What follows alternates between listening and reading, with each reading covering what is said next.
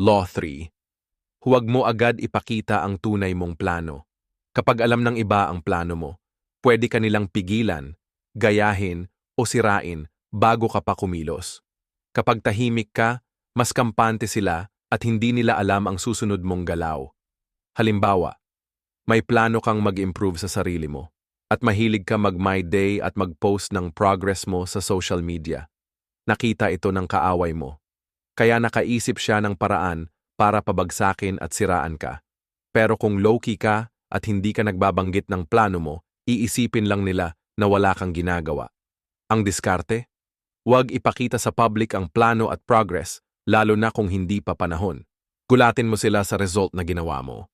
Use distractions, small talk, or neutrality para di ka mahalata. Ang tunay na galaw ay ginagawa ng tahimik.